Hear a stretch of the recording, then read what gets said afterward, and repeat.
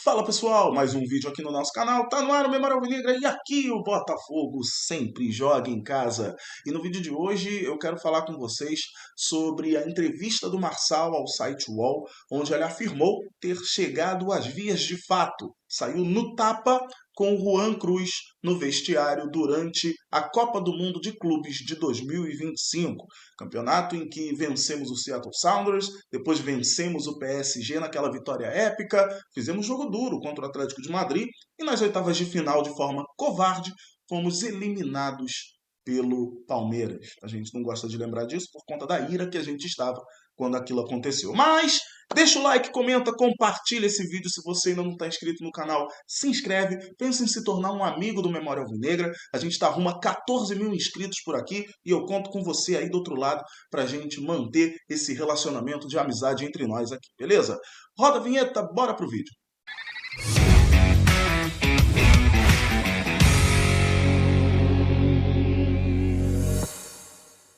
O Marçal, em entrevista ao UOL, ele disse que tanto ele quanto Juan Cruz não ficaram no banco contra o Atlético de Madrid na Copa do Mundo de Clubes do ano passado, tá? E o que aconteceu para que eles ficassem fora foi uma briga. Os dois saíram no tapa, o Marçal acabou ficando com o olho roxo e o Juan Cruz estava com a cabeça bastante machucada depois da briga. Segundo o Marçal, foi uma briga de gente grande, não foi uma briga uma briguinha normal, uma briguinha estilo colegial, não, foi briga estilo MMA, teve sangue, né? E os dois jogadores, por escolha do Renato Paiva, não foram nem ao banco de reservas na partida contra o Atlético de Madrid.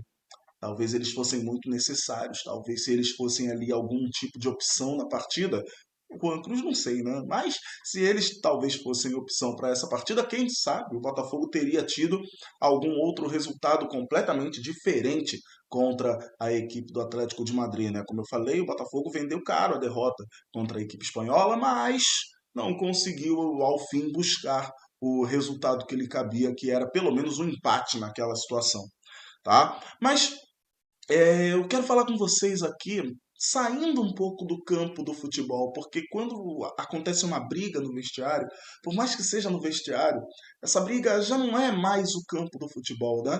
Já é uma coisa mais pessoal entre os dois que saíram no tapa no vestiário, né? Então eu quero sair um pouco do universo do futebol. Antes de sair dele, eu quero falar com vocês aqui que não é uma coisa completamente desconhecida do universo do futebol. Isso já aconteceu em vários momentos. No Botafogo, puxando pela memória, eu me lembro da briga entre Sassá e Ayrton. Né? Foi Sassá e Ayrton? Acho que foi Sassá e Ayrton na última partida do Campeonato Brasileiro de 2016. O Botafogo venceu o Grêmio por 1-0 com um gol de Bruno Silva, tá? Mas ninguém lembra do que realmente aconteceu. Naquele jogo, a gente teve homenagens do Botafogo e também do Grêmio, né? Homenagens do Botafogo para as vítimas daquele voo da Lamia da Chapecoense, que vitimou muitas pessoas, né?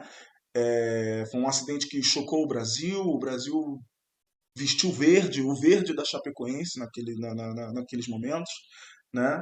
E o Botafogo também teve essa briga do Ayrton com o Sassá. A gente só lembra da vitória, da classificação para a Libertadores, da homenagem para a Chapecoense, mas nas armadilhas da nossa mente, a gente acaba esquecendo que sim, houve uma expulsão de jogadores do mesmo time que brigaram entre si no campo. Então, briga no campo, briga na quadra de basquete, briga no futebol americano, briga no beisebol, briga no hóquei, briga no esporte. É uma coisa até costumeira. Acontece com certa frequência, não com uma frequência tão alta, mas com certa frequência acontece. Tá? Mas eu quero entrar aqui, como eu falei para vocês, talvez esse tema tenha me impressionado um pouquinho. Porque quando a gente chega às vias de fato é porque alguma coisa existe fora do esporte. É algo pessoal também, tá? Um jogador sair com o olho roxo, um outro sair com a cabeça completamente ferida, talvez não tenha só a ver com futebol. Talvez tenha tido alguma coisa a ver com um lado pessoal também. Não estou aqui para julgar nada, não estou aqui para saber qual foi o lado pessoal, se não teve lado pessoal, não importa. O que importa aqui é que houve uma briga que poderia ter sido evitada, tá? E eu sempre digo para vocês aqui que o futebol é um universo paralelo. Eu ainda acredito nisso. Eu ainda acredito que o futebol é um universo paralelo ao nosso, onde coisas que não são aceitáveis no nosso universo, no universo do futebol, são aceitas com tanta facilidade, né? É, jogador mimado, uma eterna criança, mas na nossa vida real a gente não pode ser mimado, a gente não pode ser uma eterna criança, por mais que existam, mas a vida cobra essas pessoas e o futebol nem sempre cobra essas pessoas. Por isso que eu falo que o futebol é um universo muito paralelo ao que a gente vive na real. A gente torce por, trazendo termos metafísicos aqui, basicamente no futebol a gente torce por deuses. Muitas vezes é assim que a gente trata os jogadores de futebol, como deuses, né? Porque eles fazem coisas que a gente gostaria de fazer e a gente não consegue, né? Quando na verdade é só a gente trabalhar um pouquinho e a gente consegue fazer o que eles fazem, tá? Talvez não com tanta maestria, mas a gente sempre olha esses jogadores como deuses da bola, pessoas que só elas podem fazer aquilo, eu, você, ninguém mais tem condição. A gente vê esses caras como deuses, tá? E quando a gente vê esses deuses chegando a essas vias de fato, a gente pensa, cara, eles não são deuses, não, eles são pessoas como a gente, tá? E na nossa vida pessoal, com certeza a gente já mereceu levar um soco de alguém, com certeza a gente já brigou com alguém. Eu nunca briguei com ninguém, sempre fui pacifista, mas com certeza em algum momento da vida eu mereci ou talvez eu ainda mereça tomar um soco de alguém. Talvez você aí do outro lado também mereça tomar um soco de alguém.